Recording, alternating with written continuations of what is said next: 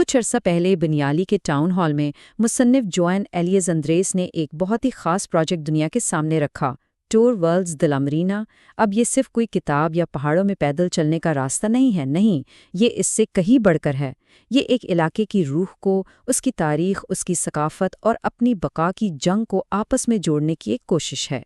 तो आइए इस अनोखी काविश की गहराई में उतरते हैं। इस पूरे प्रोजेक्ट का जो मरकजी ख्याल है ना, वो इस एक जुमले में पिन्हा है, पहाड़ जो वादियों को मिलाते हैं। ज़रा सोचिए, आम तौर पर हम पहाड़ों को क्या समझते हैं? दीवारें जो इलाकों को अलग करती हैं। लेकिन ये प्रोजेक्ट इस सोच को बिल्कुल उलट देता है। यहाँ पहाड़ दीवारें नहीं बल्कि पुल हैं, ऐसे पुल जो लोगों को, उनकी कहानियों को और उनकी पूरी तारीख को आपस में जोड़ते हैं। तो सवाल ये है कि आखिर tour worlds de la Marina है क्या? देखें, ये कोई आम सा प्रोजेक्ट नहीं, ये पूरे 8 साल की मेहनत का फल है। हाँ, इसका ख्याल टूर दु मोंग ब्लांक जैसे मशहूर ट्रैक से ज़रूर लिया गया है, लेकिन इसकी जो जड़ें हैं ना, वो बिल्कुल 100% मकामी हैं। ये इस इलाके के लोगों ने अपने लिए बनाया है, अपनी तारीख को, अपने विरसे को दोबारा से समझने के लिए। तो ये सफ़र लंबा कितना है? इसका कुल फासला है 128 किलोमीटर। लेकिन बात सिर्फ लंबाई की नहीं है, ये सफ़र ऊपर की तरफ भी है। कल चढ़ाई है 5670 मीटर से भी ज़्यादा। इससे अंदाज़ा लगाया जा सकता है कि ये जिस्मानी तौर पर कितना चैलेंजिंग है, मगर इसका इनाम भी इतना ही बड़ा है। हर कदम पर एक नया मंजर, एक नई कहानी इंतज़ार करती है।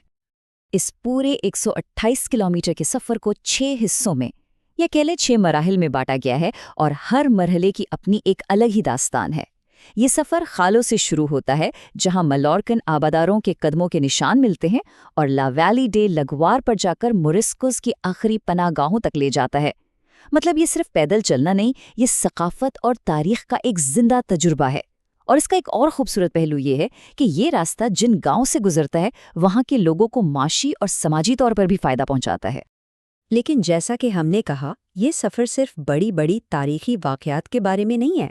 नहीं, उसकी खूबसूरती इन छोटी छोटी मकामी कहानियों में भी है, जो नस्लों से सुनी सुनाई जा रही हैं और अब शायद भूली जा रही हैं। उन्हीं में से एक किरदार है एल सागिनर। सवाल ये है कि ये था कौन? तो कहानी कुछ यूं है कि एल सागिनर एक किस्म का बोगीमैन था, एक ऐसा किरदार जो हाथ में एक बोरी और छुरी लेके गांव-गांव घूमता था। और किसकी तलाश में? शरारती बच्चों की, जिन्हें वो पकड़कर सागी यानी चर्बी में बदल देता था। जाहिर है ये बच्चों को डराने की कहानी थी, लेकिन जॉन एंड्रीज ने बताया कि इस प्रोजेक्ट का एक मकसद ऐसी ही मुकामी कहानियों को जिंदा करना है, उन्हें उनकी अपनी ज़मीन से दोबारा जोड़ना है, ताकि वो आलमी कल्चर की भीड़ में कहीं खो ना जाएं। और ये कहानियाँ सिर्फ उन लोक दास्तानों तक महदूद नहीं है, इस ज़मीन का तो ज़र्रा ज़र्रा बोलता है। हर दरवाज़ा, हर पत्थर, मोबिला के वो दरवाजे जिनकी लकड़ी सदियों पुराने अमेरिकी पाइन दरख्तों से बनी है, वो धोबी घाट जो 1885 की हैजे की वबा के बाद बनाए गए थे, फंटिलिस यूरोप का आखिरी कोड़ का अस्पताल, और फिर कवलवेड, वो जगह जहां 1609 में मोरिस्कोस ने अपनी आखिरी मुज़ाहमत की थी। ये पूरा इलाका एक खुली किताब है, और इस रास्ते पर हर कदम एक नया सफ़ा पलटता है। लेकिन इन सब कहानियों और तारीख के पीछे एक बहुत गहरा और फौरी मकसद भी छुपा है। देखें, ये प्रोजेक्ट सिर्फ माजी को महफूज करने के लिए नहीं है, ये मुस्तकबिल को बचाने के लिए है। क्योंकि इस इलाके के सामने इस वक्त 2 रास्ते हैं, 2 मुस्तकबिल। एक रास्ता तहफ़्फ़ुज़ और मकामी ज़िंदगी को फ़रोग़ देने का है, और दूसरा रास्ता वो है लीबर में 500 शैलीज़ बनाने जैसे मंसूबों का। ऐसे प्रोजेक्ट जो नाकाबिले तलाफ़ी तबाही लाएंगे, पानी की शदीद किल्लत पैदा करेंगे और इस ज़मीन की रूह को हमेशा के लिए बदल कर रख देंगे। और इसी कश्मकश पर, इसी लड़ाई पर जोएन एलिस एंड्रेस ने अपनी तकरीर में जोर देते हुए कहा, इलाके का तहफ़्फ़ुज़ एक ज़रूरत है। हम शहरी कयासारायों के मुसलसल अज़ाब में नहीं रह सकते। ये अल्फाज बहुत अहम हैं।